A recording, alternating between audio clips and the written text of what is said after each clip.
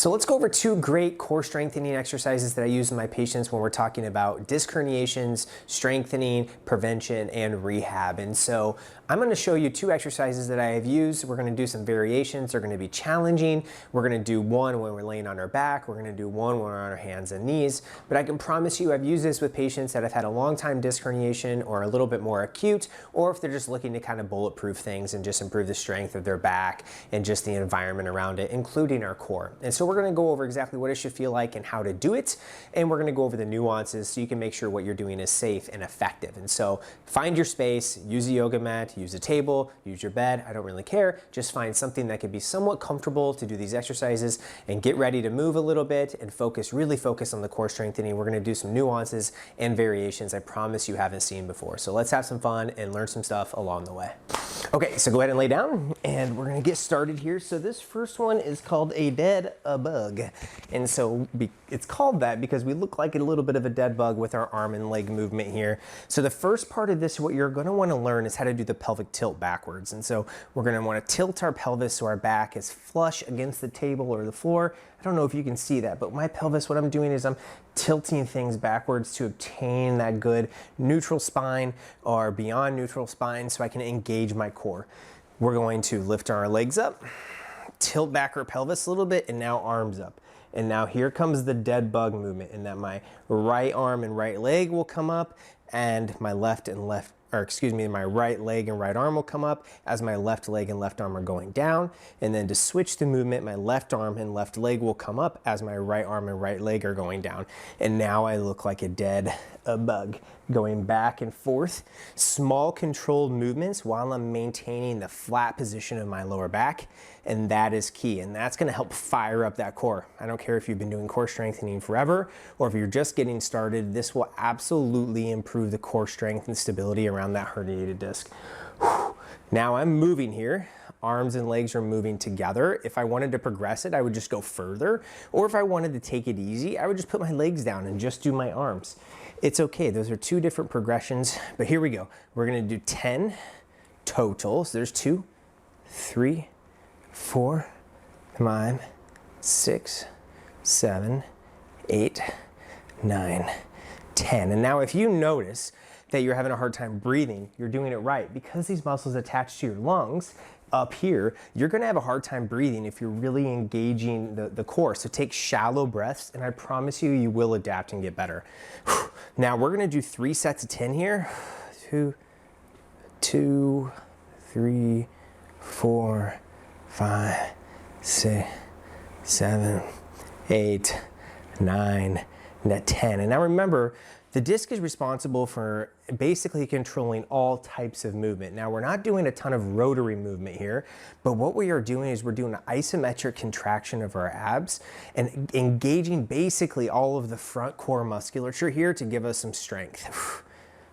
Notice how I said front. We're gonna do our third set here. So here's 3, 4, 5, 6, 7, 8, 9, 10. Now you notice how I said front because we're gonna work our back next, but this dead bug exercise, 3 sets of 10 there, will help you gain core strength and stability. If you wanna do 3 sets of 10, great. If you wanna do it for 3 for 30 seconds, great. But the trick is maintaining that pelvic tilt backwards and then working into the dead bug. I promise you, you will get something out of these. It's just you need to know what to do and how to do it. During all of those, I'm not noticing any type of leg symptoms at all. So we're gonna move into the bird dog next with a little bit of a variation, and we're gonna use this wonderful foam roller to help us along the way. If you don't have one of these, that's absolutely okay. Okay, for our last one here, we're only doing 2, so we're gonna make sure they're really effective. And this is our bird dog on our hands and knees position, but I'm gonna use a foam roller here to level it up. If you don't have one of these, that's okay, but hang with me. We're gonna go over the second one right now. Okay, so we're gonna be on our hands and knees. Now the trick is here, is that we are really shooting for core strength and stability. And so what I'm gonna do is I'm gonna put this foam roller at the back of my head and I'm going to slowly go down. What it does is it helps me maintain a neutral spine, but it is very challenging. I do this quite frequently and I still lose my strength here. So if you've done these in the past, use the foam roller. If you have not, then don't use the foam roller. But with this bird dog, we're gonna draw in that belly button. As you can tell, I'm controlling my breath here. Hands and knees, control your breath, draw in that belly button. You're going to kick out a leg and lift an arm. 2-second hold, 1, 2, and back down. Now you could tell my breath is really labored because I'm drawing in the muscles of my spine, or excuse me, my core, and those attached to my ribs. So a little bit of a chin tuck, right leg out, left arm, strength, 1, 2, bring it back. Now, this is very challenging to do. Remember, if you don't have a foam roller, that's okay. But if you're wanting to level things up, left leg, right arm, 1, 2, back down. Right leg, left arm, hold, 1, 2, back down. There's 4. We're going to shoot for 10 here. Left leg, right arm, 5.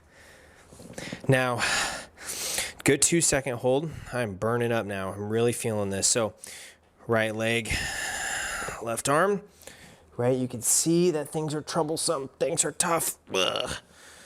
Okay. Left leg, right arm, lift. Good. I think that's 5, 6 maybe, 6. Okay, 7. Left arm, right leg. Oh, now I'm really feeling it. Now I need to reset a little bit because I'm starting to lose my form. So make sure my head is against the foam roller. My hands are underneath my shoulders. Left leg, right arm. Feels good, guys. 2 more here. Right leg, left arm. Back down. And last one. Okay, good strong core. Draw in that belly button. Lift the arm. And back down. Oh. Now, I've went through a lot of core strengthening exercises with my patients and to improve strength and stability around a disc. And I'm telling you, that's one of the hardest ones to do. It's very advanced.